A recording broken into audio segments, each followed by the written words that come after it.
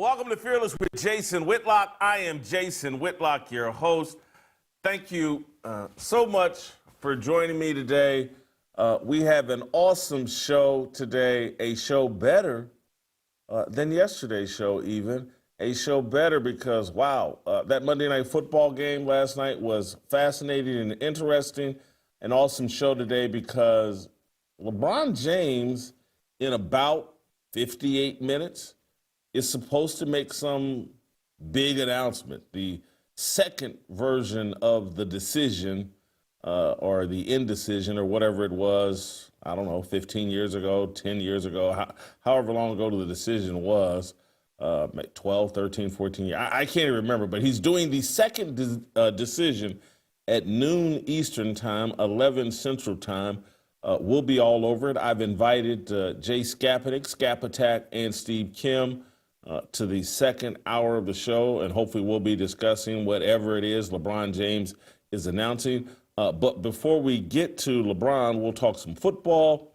We'll mix in a little Ayesha Curry and Steph Curry conversation with Shemeka Michelle. So we have a lot. Danny Kanell is going to join us here in about 10 minutes. We got a lot we're going to get to. We'll start with the National Football League last night, and a very fascinating game. Before I get rolling here, I do want to remind those of you watching, listening over Apple to hit that 5-star rating. It's critically important that you do that. It helps us fight the algorithm. So go ahead and click that 5-star rating right now.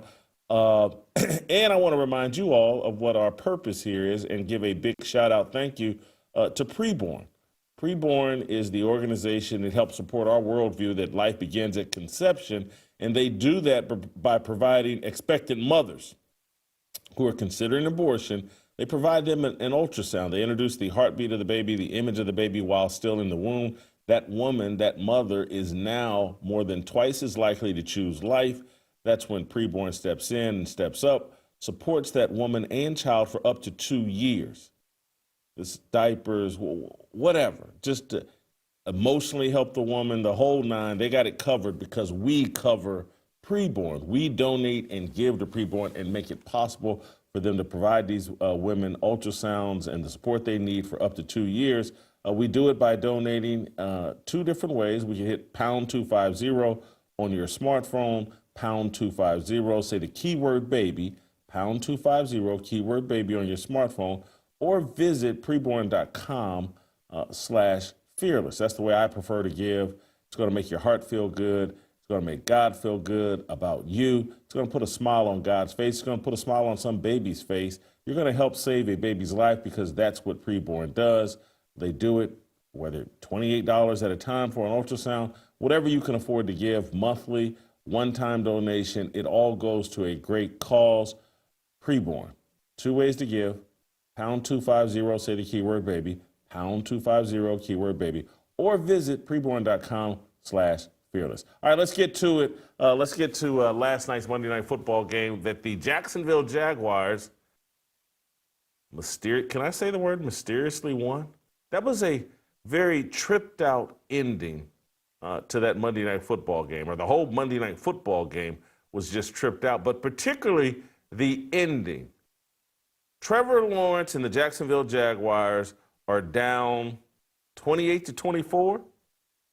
They go on a game-winning, what turns out to be a game-winning touchdown drive, and the touchdown comes on a play. Let's just roll that in the background as I talk about this. Let's roll VO number 2. Trevor Lawrence trips. He gets tripped by his guard, falls to the ground, then falls to the ground again. No one tackles him, and he scrambles around to the left, and everyone, oh, what an unbelievable play. Trevor Lawrence is incredible. But if you slow it down, and I don't know if we have the slowed down version, but Chris Jones, man, he does something absolutely silly and unbelievable.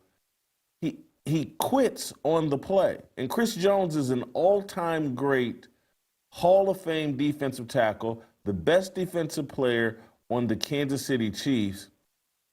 And on one of the most critical plays of the game, he stops, and walks around and does nothing. I've never seen this from an all-time great defender. We've seen maybe Randy Moss quit on some plays during the game, and he's a Hall of Famer. He was a wide receiver and a diva, but I've never seen it from a defensive lineman. He just stops in the middle of the field twice and kind of makes no effort to go after Trevor Lawrence, and you could think that, hey, like, oh, he didn't realize. He thought the play was dead. He thought the refs blew the whistle. Well, in the post game, when he's talking about this, he gives no indication that that's what he thought, that he thought the play was over and thought the play was dead. He made no mention of it, as best I could tell, and I listened this morning. But let's play Chris Jones talking. This is shot number one after the game, explaining what happened on that touchdown from Trevor Lawrence. Play the clip. I thought multiple times we had him. We just got to finish. We got to finish. We had multiple guys there that we just got to finish that play. It was a fluke play for him to be able to break that many tackles. But yeah, I think I put it on us as a defense. We got to finish. You know, we got to bring him down on that. So Chris Jones isn't, hey, I thought the play was over. No, hey, we got to finish. Hey, I thought these other guys were going to tackle him. I thought they were tackling him. I didn't think I had any responsibility to tackle him. Putting words in his mouth. But this is crazy. And when you look at how the game was officiated, there was some weird officiating, some picking up of flags, some non-throwing of flags. And then when I watched this ending and I saw Chris Jones's effort, it just undermines the credibility of football. It's like, what am I watching here? This looks straight out of the WWE. And for an all-time great defender on such a critical play, to give that little effort, to seem to do, hey, we're going to let them score so that Patrick Mahomes could come out here and lead us on a game-winning touchdown drive. Maybe that's what he's thinking. But there's so little time on the clock, I can't believe he was thinking that. And so my mind just goes, and then people started pointing out, do you remember the first game of the season when Chris Jones, the all-time great defender, just 4 or 5 weeks ago against the Los Angeles Chargers, he has contained, they line him up at defensive end and they give him the contain assignment, and he goes inside and loses containment on Justin Herbert on 3rd and 14, 4th and 14, something like 3rd and 14, I believe. Justin Herbert breaks contain to the outside and runs for about 25 yards, and one of Tranquil, one of the defensive backs for the Kansas City Chiefs, goes off on Chris Jones like, what are you doing, man? We're in the last 2 minutes of the game. You got contained. We know this guy could hurt us with his legs. And you could see Tranquil yelling and screaming at Chris Jones, and people blame Chris Jones in week one, like, hey, man, you cost us the game here late. This boneheaded decision to rush inside and lose contain cost us the game. You can see it here. I don't want the sound, but I do want people to see the play. It's 3rd and 14. And, you know, they're in man coverage, and it's a ridiculous decision by Chris Jones here. Oh, again, we just got the still shot, but he's the left defensive end, and I don't get it. I don't understand what Chris Jones is doing at the end of the Chargers game, and now on Monday Night Football, and I think this was Sunday Night Football, the season opener. No, I'm wrong about that. I don't think it was Sunday night, but it was a big game. All eyes on the Chargers and Chiefs. I remember watching the game. Chris Jones, according to as best I could tell, has now deleted his social media. He's deleted his X account, allegedly deleted his Instagram account. And media initially last night. They're all in celebration mode of Trevor Lawrence, but no one last night pretty much was, losing their mind about what is Chris Jones doing. I've never seen Aaron Donald do this. I never saw Warren Sapp do this. I never saw Lawrence Taylor do this. I never saw Joe Green, Jack Lambert. I've never seen any of the great defensive players, particularly defensive linemen, particularly front seven people. Maybe you'll see a cornerback loaf and think, well, I can't make the play. But everybody else on the inside, defensive line, linebackers, safeties, this isn't Ronnie Lott cutting off a finger so he can continue to play. This is an all-time great defensive player saying, I've had enough. I'm tapping out. That was a tripped-out ending. I don't know what. It was an exciting game. Came down to the finish. The Jacksonville Jaguars are now 4-1. The Kansas City Chiefs are now 2-3. Yesterday, I was sitting here talking about, hey, the Chiefs going to win tonight, and they'll be 3-2 and back in first place in the AFC West. That didn't happen, and it's probably not going to happen. And something like that, when you put that kind of effort on film, again, most guys I know, and I had some horrible practice film. Coaches used to light me up about, man, what are you doing, Whitlock? We videotape and film everything. You loafing around here, we got you on tape. But most guys wouldn't put what Chris Jones put on tape, even during a practice. No one but you put that kind of effort on tape in a game, when you're in a fight for, staying in relevancy for the playoffs and to win your division, that causes problems inside a locker room. And I know Chris Jones is a big dude. I know he's a valuable player, but he's a weirdo. You want to talk about Russell Wilson being a weirdo?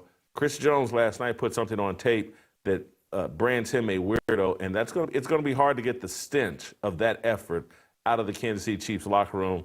The Chiefs may be done.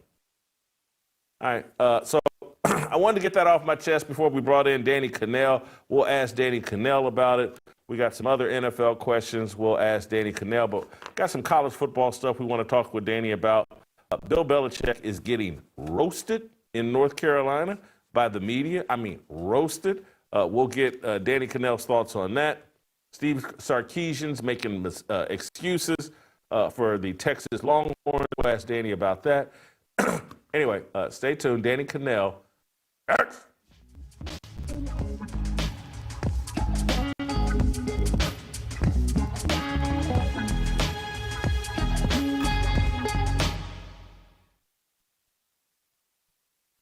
glimmer of hope with Caitlin Clark. They're blowing it. They've blown it. Women are unlikable. Simps like Stephen A. Smith can simp for Nafisa Calder because she's a black woman and a feminist, and he's a simp and a coward and has no street smarts, has no masculinity in him. I'm not going to do it. WNBA's trash. These two feminists and the rest of the feminists that follow them are going to destroy this league, and I'm going to enjoy it. My little brief glimmer of hope that Caitlin Clark would lead to some renaissance or phenomenon going in the WNBA, they've blown it up. I paid attention, and they have destroyed the league. They're destroying Caitlin Clark. They're going to turn her out, just as Stephanie White was turned out. I'm sorry for being this crystal clear with you all, but I've seen this movie before. Stephanie White's from Indiana, set her little town on its ear in Lebanon with her basketball. She took Purdue to the national championship, made a basketball program out of Purdue, went to the WNBA, married her high school sweetheart, went to the WNBA, got turned out, now she lives with Lisa Salters. They're going to do it to Caitlin Clark, and I don't want to watch it.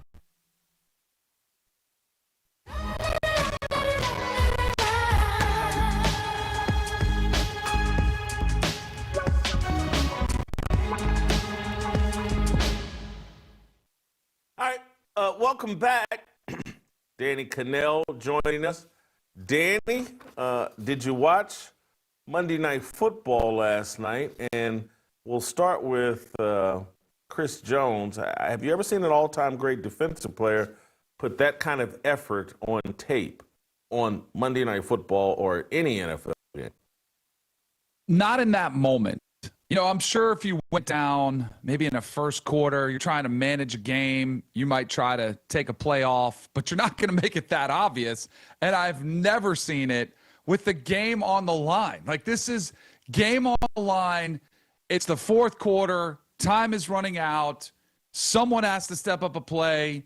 You're supposed to be one of the best players in the entire NFL, let alone just your team.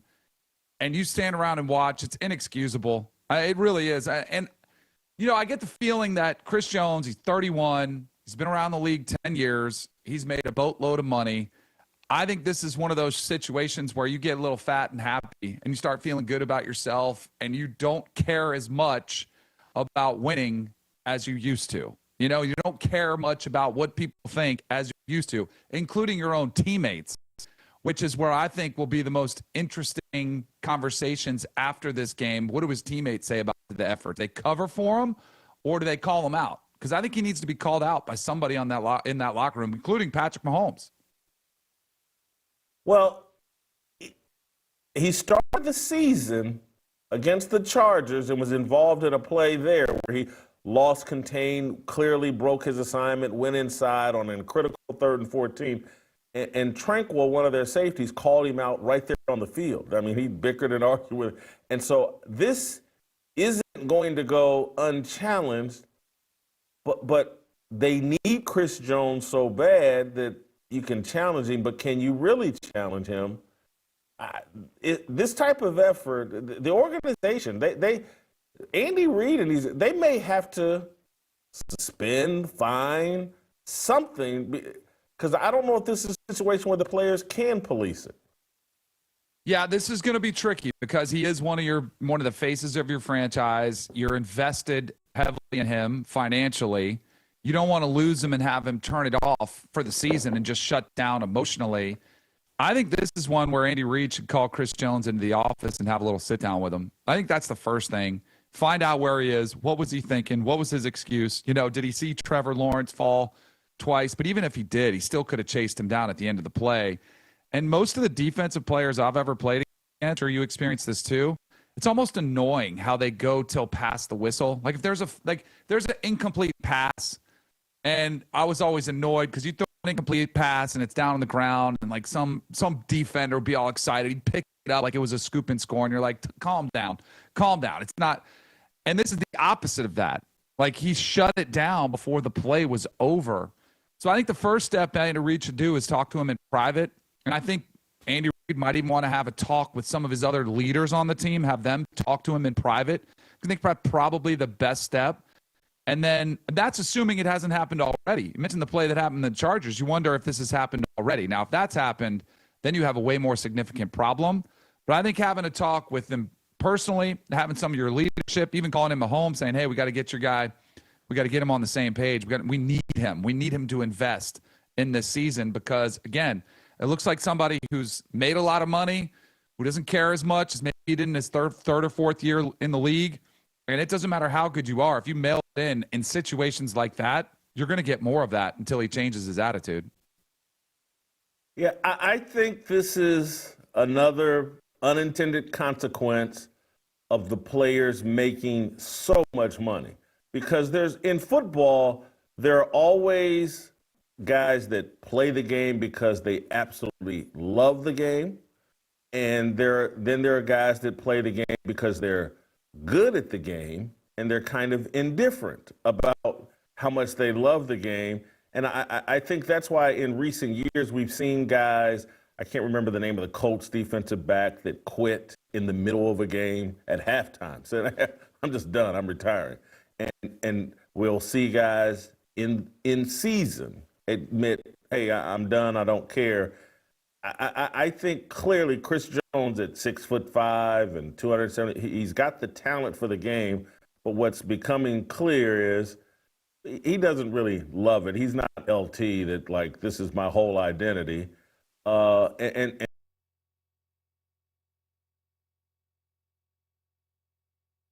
now, and we may have to, they really do have FU money. And Chris Jones may have just said F you to the Chiefs. And, I mean, maybe he should retire, but, that could get complicated. So I think Vontae Adams, he was the player on the Bills, right, that shut it down at halftime. Yeah, that was one of the wilder situations. Vontae Davis. Yeah, Vontae Davis. It was Vernon Davis's brother, yeah. That's who it was. So I don't know if people realize this. I said this about 10 years ago. I was at ESPN, and I was working with Russillo, and we were having a conversation very similar, not about one player who looked like he quit, but I had a thought at the time that the majority of NFL players play for a paycheck. It's not for love of the game. And I put it at 70% of NFL players are just playing to gain financial security, not because they love the game. And this is from an experience in a locker room, talking to guys. Now, the greats, all-time greats, I would say most of them, guys that I played with like John Lynch, Rod Smith was a wide receiver for the Broncos. He played forever, and he loved the sport. Jerry Rice loved the sport. Tom Brady, Peyton Manning, like those all-time greats, they clearly loved the game more than they loved what it brought to them. But if you go around a locker room, if you polled guys and said, and a lot of times the conversation was, what's your number? Like, what's your number you're trying to get to? And at the time, again, 10 years ago, you didn't have such huge, massive contracts. It might have been $10 million in the bank. It might have been $20 million in the bank. But everybody kind of had their number. And it was kind of a conversation you'd have around the teammates. It was kind of, and so as soon as guys hit their number, yeah, they might take another year or two just to collect, get a little extra, get a little icing on the cake. But you can't tell me those players prepared as hard, played through injuries as much as they would have earlier in their career when they didn't have that financial security. And now you take that 10 years ago to where you are now, where the amount of guaranteed money is so much more significant than it was even there. That was the one thing the NFL always had over baseball and the NBA was the lack of guaranteed contracts. And while they're not all guaranteed, the numbers that are guaranteed now are significant enough where you don't ever have to play again. We're talking, 70 million, 80 million that is guaranteed at the time of signing, where that never was the case. And I always thought, even as a player, which I wish I lost out on a lot of money that I did not receive because I was cut. But it did make the NFL feel different because you didn't have many guys go through the motions. Even if they didn't love it, they had to earn that paycheck and they had to earn the next season. So they would show up. Now I think you're seeing more guys that have so much guaranteed money, they just don't simply care as much about the effort, the outcome, and what goes into making them great players. Man. 70% is a high number, and I'm a cynic, but I actually believe you and actually think you're right in that, I'm being a bit naive because, again, you start to lose the love of the game probably in college because it becomes so businesslike and it becomes so difficult and the wear and tear in your body really starts to show up, and then you're just trying to, unless Lewis or some of these, you're just Ed Reed, you're just trying to make it to the finish line, and you're right. And you have a number in mind, and there's so many layers to that thought, because when I look at it, one of the main things that I thought listening to that was like, man, this is why Dan Campbell is having so much success, because he's one of the few coaches that has the personality that can perhaps get that 70% down to 50% in his locker room. Whereas other locker rooms, you may be able to out X and O Dan Campbell, but they're running at 75, 80%. It's just in it for the check. And so it can change your approach to coaching, and it may be, I'm just thinking this through in real time because you blow my mind, but this may be like why Bill Belichick quit working in the NFL and is a flop in college football, because the motivation and the psyche of the players have been so dramatically changed by the money, and it's a game that unless you're playing quarterback or one of the lesser contact positions, the love just, it's hard to maintain the love and the passion. So, I mean, haven't you always heard that, you find a job that you would do for free, right? Now, while that's, no one would do a job for free, but you want to find something you love so much that you would do it for free. When I say 70%, that's kind of the number I'm talking about. Like if the money went away, how many guys would putting their bodies through what they go through? Would they still keep putting out the effort there if it was for free? And I think that number is 30% of the guys that would do it. And in the NBA, Major League Baseball, what do we see in the offseason? We see a lot of pickup hoops games taking place. Baseball, we see players go to the Dominican. They play fall baseball. Like, I think there's more of a love and a passion for those sports that they just want to play them because they're fun to play. And I do think that a culture that Dan Campbell has, I think it is fun to play for Dan Campbell because he creates an atmosphere that is heavily invested. It's us. It's the kind of old school team mentality. So I think that kind of has gotten that number down to where, and that's the hardest part of the evaluation process.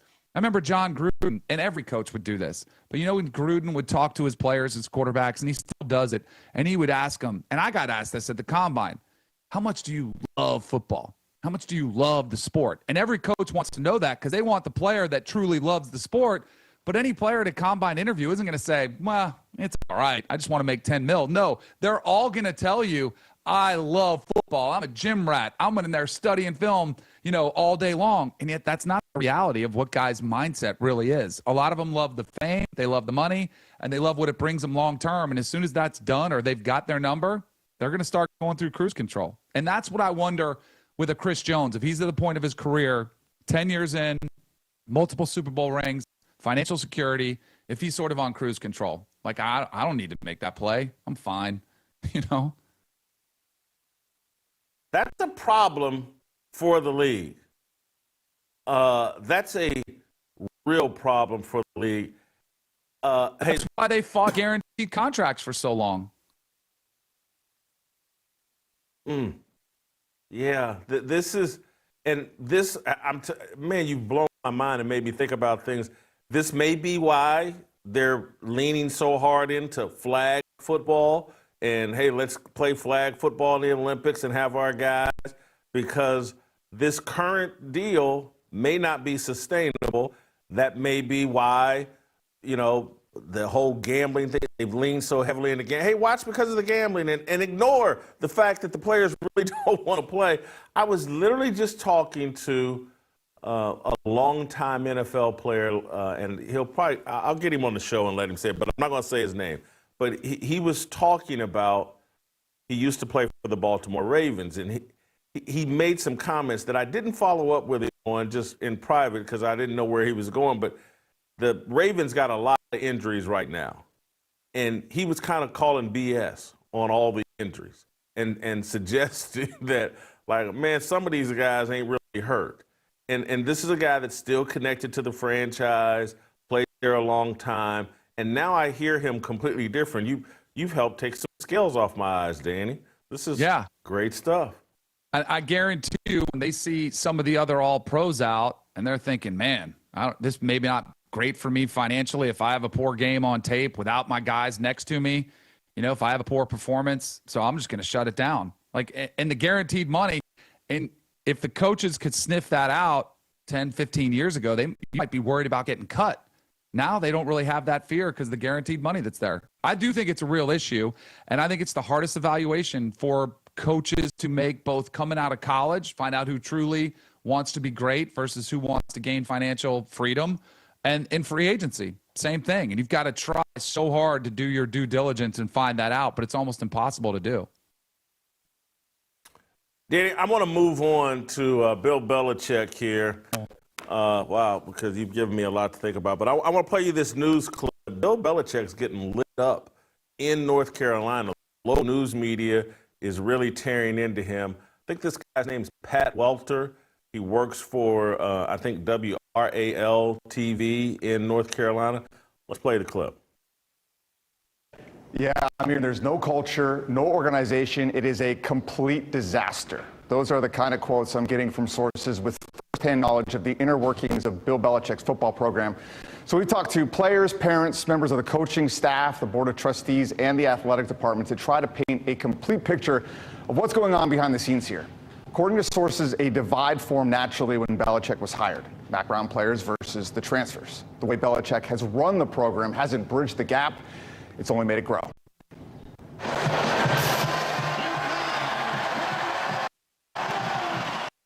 According to multiple sources, UNC has a divided locker room, a disorganized staff, and an overall failure to communicate. A divide is natural when you have Mac Brown-era players and the 70 new ones Belichick brought in. But according to sources, preferential treatment and a lack of leadership has added to the discontent. They don't fault the players. They fault the leadership that created this toxic environment. There's an individualistic mindset. Here are the example sources shared with us. Some players and their parents have better parking and stadium access on game days. Players who miss class and meetings aren't being held accountable. Players are selling their spare game tickets rather than sharing them with teammates. The non-travel roster players don't get to dress for home games, something you might see from an NFL practice player, but not in college football, adding to an overall lack of unity within the team. Parents say they have zero communication with coaches and were asked not to approach Bill Belichick, a stark contrast from the open-door approach of Mac Brown. One source said the lack of experience the coaches have is ridiculous. Belichick himself has been praised by multiple sources for his one-on-one coaching. It's his ability to run the program that's being questioned by parents and players. One source said, Bill shuts people out. He's limited in what he says. Chancellor Lee Roberts preached patience when discussing Belichick at a Board of Trustees meeting last week. Even after the Clemson loss, the feeling within the UNC athletic department remains the same. Given the investment they've made, patience is the path, but they also understand that they hired Belichick knowing he didn't have college experience. They would like to help support Belichick and the players. Belichick needs to be willing to receive it at the same time. Overall, the feeling from sources is that the little points of division have become big, and you're seeing it now on the field. All right, North Carolina's getting their butt kicked nearly every time they take the field. This thing's been a disaster. I listened to that news report, Danny, and I connected to what we were talking about earlier and what you brought up on the table. It's like Bill Belichick just isn't made for this era. Football and the leverage that players have over organizations, teams, coaches has completely changed, and Bill Belichick just isn't built for this. It's been a disaster. And this is coming from somebody who wanted it to work. Like, as a college football guy, right? That's my passion. That's my main sport that I cover. I was really excited to see if this potentially could come together in something special, something that we could root for, something that would be a great story. Like Jim Harbaugh going back to Michigan man. But obviously Jim Harbaugh had experience in college at San Diego and at Stanford. Bill Belichick coming to the college game, I think it's been a rude awakening for him and Michael Lombardi, his general manager, of just how much of a challenge this is and just how different this is than the NFL. And the question is, where does Carolina go from here? This might be the worst, and now there's still a lot of games left, but the way it's unfolding, this might be the worst football season in the history of North Carolina football, which is a program that, you know, I know it's a basketball school and they get that, but they have had 10-win seasons. They have had great players like Lawrence Taylor. They've had, you know, football program that was at least respectable, including when they had Mac Brown, who was somebody I loved. And I hate that Mac Brown got screwed and kind of shown the door, who was consistently winning. And I know he was 6-6 his last season, but he at least had a team that was way more competitive than this. It's been one of the biggest disasters out there. And the thing that I think is really interesting is there is such a different mindset in college versus pro. And I do think it's kind of turning into minor league NFL, where you're getting players getting more pay, and they're starting to become more like professional athletes. But I go around, I talk to a lot of different college football coaches. And you know one thing that there's one or two traits that they all have that are very similar. One is very high energy. Like, most of them are pretty high energy. They bring a lot of passion for the game, and they're great motivators. Like, they just have an ability to great motivational speeches. When I see Bill Belichick and he's grumbling at the microphone, or he's walking out in the field, again, go watch most of the coaches. They run out with their team. They kind of lead their team out in the field. Belichick, he's coming out through the tunnel. He steps aside and just kind of walks real slow, shoulders hunched. He doesn't look excited at all. Doesn't even have any look of excitement on his face. That doesn't work in college. You have to have your team up and ready to go. Even at practice, you have to get your players up. At NFL, coaches don't have to do it. Some of them are great at it. Dan Campbell's one who kind of gets the best of both worlds. But at practice, it's just like punching in for work. Those guys know the drill. They'll do what it takes to get prepared. College, you have to get your guys up 7 days a week. And most coaches are high energy. They're passionate. They have a passion for their players. And Bill Belichick is lacking all of it. It's just been a complete disaster. And I wonder, I think if he rips the Band-Aid off and he says, you know what, this is a mistake after 1 year, I think he can survive his legacy. I know that's been a popular conversation. But if he draws this thing out, I think it does impact his legacy long term. You know, he'll always be remembered as a great NFL coach, maybe the greatest ever. But if he draws this out, I do wonder what it does to his legacy long term. It's not going to be quite Russell Wilson damage, but it is going to do some damage. He's done some damage to his legacy in the second half.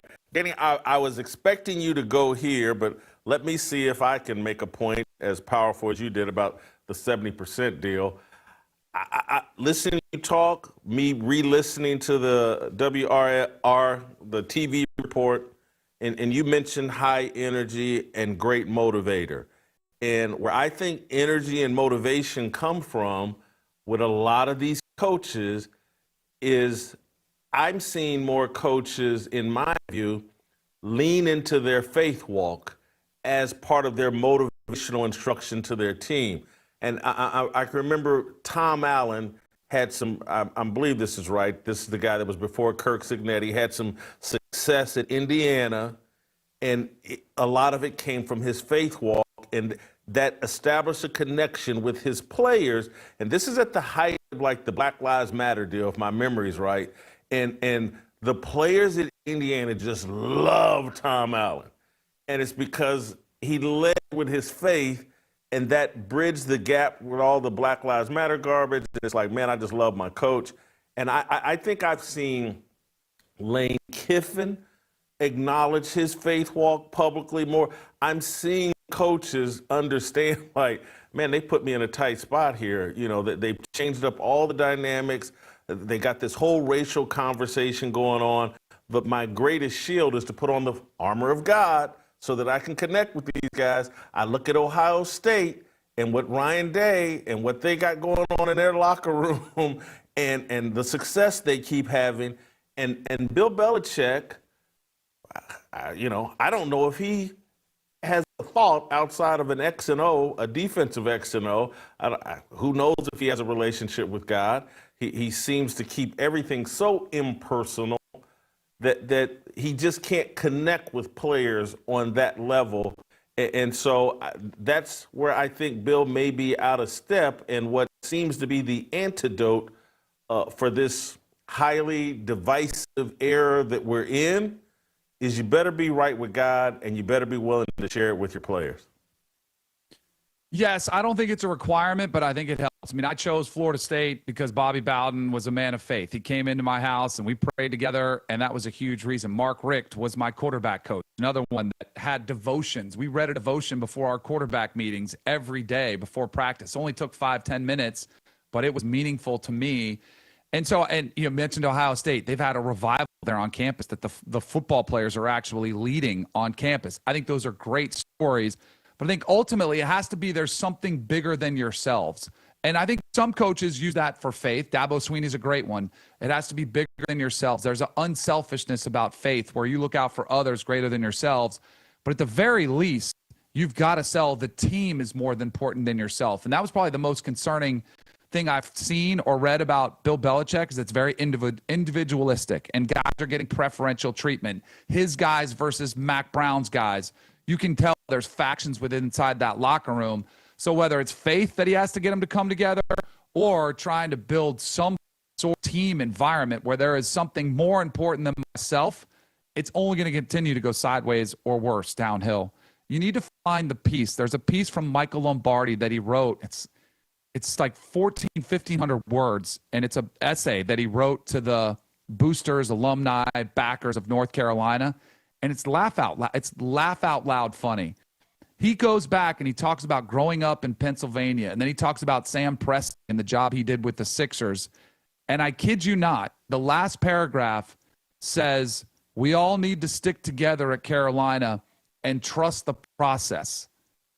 Does he understand the Sixers were tanking for a reason? Like, they were tanking to get draft picks. There's no advantage to tanking in college football. It was like, are we even paying attention to the sport that you're working in?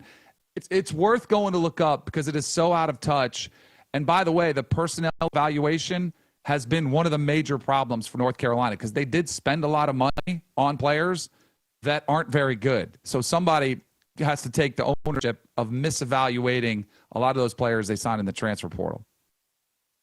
Well, the whole individualistic deal and that there's no rallying point for everybody to buy into. It's like every coach, they when they jump to a new school, they put on the full armor of Clemson or whatever university they're working for, and they sell the history and they try to and Bill Belichick, according to reports, has basically told everybody, hey, on his staff, you can't talk about the Patriots. And Drake May just had this incredible game. And he's a former North Carolina player. And no one on the staff, the school, they can't celebrate Drake May. And this is insanity, Bill. What you're doing, you got to think this through. Your vision has to be farther than, hey, just satisfying my fleshly desires and instant gratification. I hate the Patriots, so I want you to hate the Patriots. And we don't care if our quarterback is a North, blah, blah, blah. And the last thing I'll say and ask you to comment on, your head coach has to have some sort of aura that when he comes into the room, everybody gets a little nervous, and the assistant coaches come in and no one really cares. Head coach comes in and there's a nervous. This thing with this young girl, I think when Bill Belichick walks into a room with them big man boobs everywhere, and you think about this 24-year-old, you giggle. Hey, our coach has a sugar baby, and I just think he's undermined his aura with the young girl and with some of these silly Patriots. He just looks like a petty kid. I'm so mad at the Patriots. Let's don't talk about them. And I got this 24-year-old sugar baby. He's undermined his aura. You're assuming that was his decision.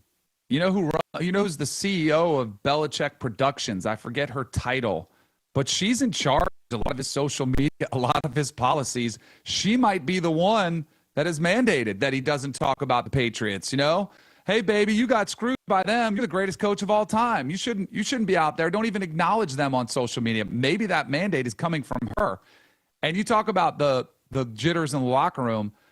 I mean, when you go out there and you take some of the photos they've taken and other schools are openly mocking you after those games. TCU, did you see their offensive linemen? They reenacted. They had the player. They had two of their offensive linemen. It was great. TCU. One of them was the mermaid and the other one was the fisherman, and he's reeling him in, like mocking that photo. UCF, when they beat them, they made like with all these social media memes. I think he's done. You think Stark, really good quarterback coach. I think they'll put him in good situations. Like I said, I think they're 9-3, 8-4, and then he's got to really kind of go back to work and take that next step forward. I just didn't see it this year. Danny, thank you so much. Great job. We'll see you next time. Thank you so much.